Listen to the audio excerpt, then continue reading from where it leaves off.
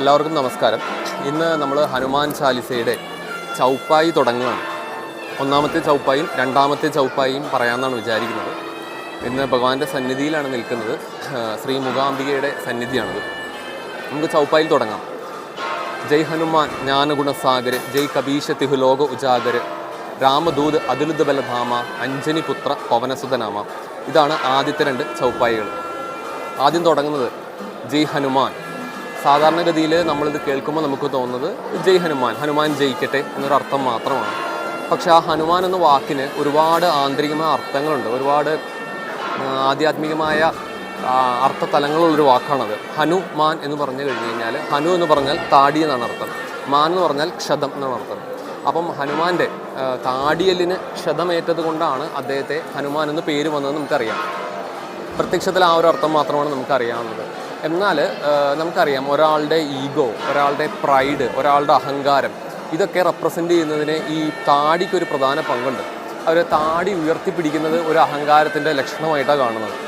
എന്നാൽ ഹനുമാനെ സംബന്ധിച്ചിടത്തോളം ഹനുമാൻ്റെ ആദ്യത്തെ ചാട്ടം, ഹനുമാൻ 2 തവണ ചാടുന്നതായിട്ടാണ് നമ്മൾ കണ്ടിട്ടുള്ളത്. ഒന്ന്, അതിൽ ആദ്യത്തെ ചാട്ടം അദ്ദേഹം ചെറുപ്പത്തിലായിരുന്നപ്പോൾ സൂര്യ ഭഗവാനെ വിഴുങ്ങാൻ വേണ്ടി ചാടിയെന്നാണ് പറയുന്നത്. അപ്പോൾ ആദ്യത്തെ ചാട്ടം എന്തായിരുന്നു? ആദ്യത്തെ ചാട്ടത്തിൻ്റെ അർത്ഥം, അദ്ദേഹം ഇവിടെയാണ് ഒരു സാധകനും ഹനുമാനും തമ്മിലുള്ള ബന്ധം, അല്ലെങ്കിൽ ഏതൊരു സാധകനും ഹനുമാനെ അറിഞ്ഞിരിക്കേണ്ട പ്രസക്തി വരുന്നത്. അതായത് ആദ്യത്തെ ചാട്ടത്തിൽ അദ്ദേഹത്തിന് ഈഗോ, പ്രൈഡ് അല്ലെങ്കിൽ അഹങ്കാരം ഇത് ഉൾക്കൊണ്ടിട്ടാണ് ആത്മതത്വത്തെ ഗ്രഹിക്കാൻ വേണ്ടി അദ്ദേഹം ചാടുന്നത്. അവിടെ വിനയം എന്നൊരു സംഗതി ഇല്ല. അതുകൊണ്ട് തന്നെ അദ്ദേഹത്തിൻ്റെ താടിക്ക് ക്ഷതമേൽക്കുന്നു. അതായത് അദ്ദേഹത്തിൻ്റെ പ്രൈഡ്, ഈഗോയ്ക്ക് ക്ഷതമേൽക്കുന്നു. ഒരു സാധകനെ സംബന്ധിച്ചിടത്തോളം അവന് ഭൗതികമായ ആഗ്രഹങ്ങളൊന്നും ഉണ്ടായിരിക്കില്ല. പക്ഷേ ഒരു ആധ്യാത്മികമായ പുരോഗതി നേടണം എന്നുള്ള ആഗ്രഹത്തോടു കൂടി അവനൊരു കടുത്ത സാധനയിലേക്ക് കടക്കുകയാണെങ്കിൽ തീർച്ചയായും ഇന്ദ്രിയങ്ങളുടെ ഒരു പ്രഹരം അവനെ ഏൽക്കുന്നതാണ് ഇതിൻ്റെ അർത്ഥം. ഹനുമാൻ ചാടിയപ്പോൾ നമുക്കറിയാം ഹനുമാനെ പ്രഹരമേറ്റത് ഇന്ദ്രനിൽ നിന്നാണ്. ഇന്ദ്രൻ റെപ്രസെൻ്റ് ചെയ്യുന്നത് നമ്മുടെ ഇന്ദ്രിയങ്ങളെയാണ്, നമ്മുടെ മനസ്സിനെയാണ്. അപ്പോൾ പൂർണ്ണമായ മനസ്സിൻ്റെ അടക്കമില്ലെങ്കിൽ നമ്മൾ ഏതൊരു ആധ്യാത്മിക സാധനയിലും മുന്നോട്ട് പോകാൻ ശ്രമിച്ചു കഴിഞ്ഞാൽ അവിടെ ഒരു തിരിച്ചടി നമുക്ക് ലഭിക്കും. അതുകൊണ്ടാണ് ആധ്യാത്മിക മേഖലകളെല്ലാം പ്രോപ്പറായിട്ടുള്ള ഒരു ഗുരു വേണം, ഗുരുവിൻ്റെ നിർദ്ദേശങ്ങൾ നമ്മൾ പാലിക്കണം എന്ന് പറയുന്നത്. പക്ഷേ ഇന്നത്തെ കാലത്ത് നമുക്കറിയാം, നമുക്ക് ഇൻ്റർനെറ്റിലൂടെ തന്നെ പല മന്ത്രങ്ങളും കിട്ടും. ശ്മശാനകാളിയുടെ മുതൽ ലളിതാ ത്രിപുര സുന്ദരിയുടെ മന്ത്രം വരെ നമുക്ക് ഇൻ്റർനെറ്റിൽ കിട്ടാം. പെട്ടെന്ന് ഒരു ആധ്യാത്മിക ഉയർച്ചയിലോട്ട് പോകാൻ വേണ്ടി ആളുകൾ ഇത്തരം മന്ത്രങ്ങൾ സ്വീകരിക്കുകയും ഇത്തരം ഉപാസന പദ്ധതികളിലൂടെ പോവുകയൊക്കെ ചെയ്യുന്നുണ്ട്. ഇങ്ങനെ ചെയ്യുന്നവർക്ക് അവർക്ക് മെറ്റീരിയലായി യാതൊരു ആഗ്രഹങ്ങളും ഉണ്ടായിരിക്കില്ല, നല്ല സാധകരുമായിരിക്കും. പക്ഷേ ഒരു പ്രോപ്പർ രീതിയിലല്ല അവർ മുന്നോട്ട് പോകുന്നത്. അങ്ങനെ മുന്നോട്ട് പോകുമ്പോൾ അവരുടെ അഹന്ത, അവരുടെ പ്രൈഡ് അതിന് തീർച്ചയായും ക്ഷതമേക്കും. എന്തിൻ്റെ ക്ഷതമേക്കും? ഇന്ദ്രിയങ്ങളുടെ ക്ഷതമേക്കും. അതുകൊണ്ട് ഇന്ദ്രിയ നിഗ്രഹം ഇത്തരം സാധകർക്ക് അത്യാവശ്യമാണ്. അത് പതഞ്ജലി മഹർഷിയുടെ അഷ്ടാംഗ മാർഗത്തെക്കുറിച്ച് നമുക്കറിയാം. അതിൽ സമാധിയിലെത്തുന്നതിന് മുമ്പ് പല സ്റ്റേജുകൾ പറയുന്നുണ്ട്, യമനിയമങ്ങളെല്ലാം പറയുന്നുണ്ട്. ഈ യമനിയമങ്ങൾ എല്ലാം വച്ചിരിക്കുന്നത് എന്തിനാണെന്ന് വെച്ച് കഴിഞ്ഞാൽ ഇതിലെത്തുന്നതിന് മുമ്പ് ഇവൻ ആ ഒരു ഇന്ദ്രിയ നിഗ്രഹത്തിലോട്ട് എത്തണം എന്നുള്ള ഉദ്ദേശത്തോടു കൂടിയാണ്.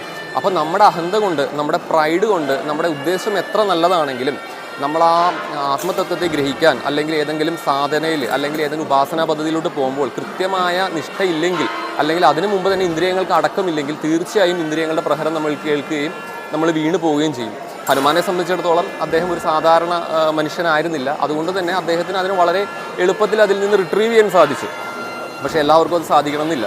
അതുകൊണ്ട് യമനിയമങ്ങൾ പാലിക്കുന്ന കാര്യത്തിൽ പ്രത്യേക ശ്രദ്ധ വേണം. ഇപ്പോൾ ഹനുമാൻ എന്ന വാക്കിൻ്റെ ഒരർത്ഥം ഇതും കൂടിയാണ്. അത് വളരെ ലാളിത്യമുള്ളയാൾ അല്ലെങ്കിൽ വളരെ വിനയാന്വിതനായ ഒരാൾ എന്നാണ് ഹനുമാൻ്റെ എന്ന വാക്കിൻ്റെ ഒരർത്ഥം. ഇനി നമുക്ക് അടുത്ത അർത്ഥത്തിലോട്ട് പോകാം. ജയ് ഹനുമാൻ ജ്ഞാനഗുണസാഗരം, ജ്ഞാനത്തിൻ്റെയും ഗുണത്തിൻ്റെയും സാഗരം.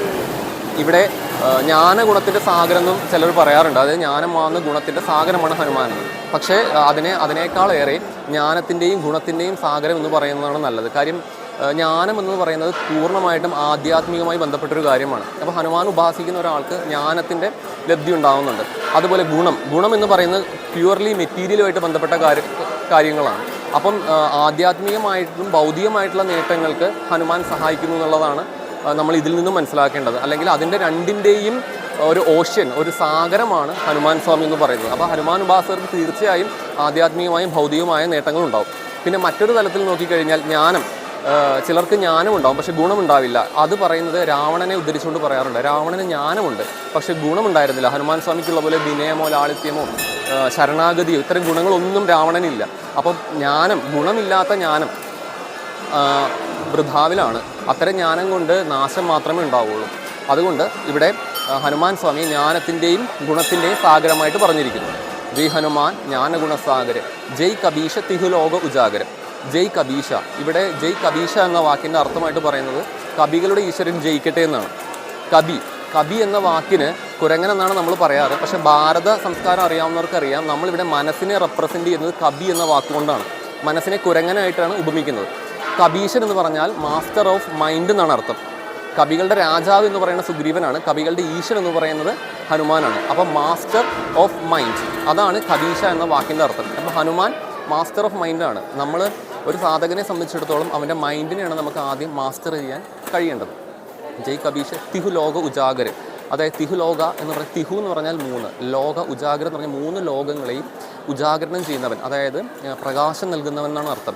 ഇവിടെ ഈ 3 ലോകങ്ങൾ എന്ന് പറയുന്നത് സാധാരണഗതിയിൽ നമ്മൾ 3 ലോകങ്ങളായിട്ട് പറയുന്നത് ഭൂലോകം, ഭൂർലോകം, സൂർലോകം, ഈ 3 ലോകങ്ങളെയാണ് പറയാറ്. പക്ഷേ ഇവിടെ അതിന് വേറൊരു അർത്ഥം കൂടിയുണ്ട്.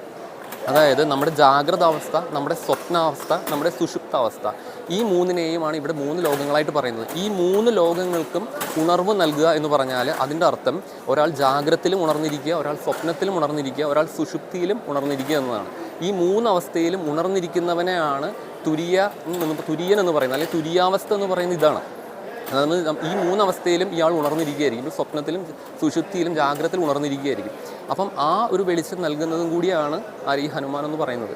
നേരത്തെ നമ്മളതിന് തൊട്ട് മുമ്പ് പറഞ്ഞ ജയ് കബീഷ എന്നാണ്, മാസ്റ്റർ ഓഫ് മൈൻഡ്. അപ്പോൾ ആർക്കാണോ നമ്മുടെ മൈൻഡിനെ മാസ്റ്റർ ചെയ്യാൻ പറ്റുന്നത് ആ മനുഷ്യന് ഈ 3 അവസ്ഥകളിലും ഉണർന്നിരിക്കാൻ പറ്റും. അതായത് ആ തുര്യാവസ്ഥയെ പ്രാപിക്കാൻ പറ്റുമെന്നാണ് അതിൻ്റെ അർത്ഥം.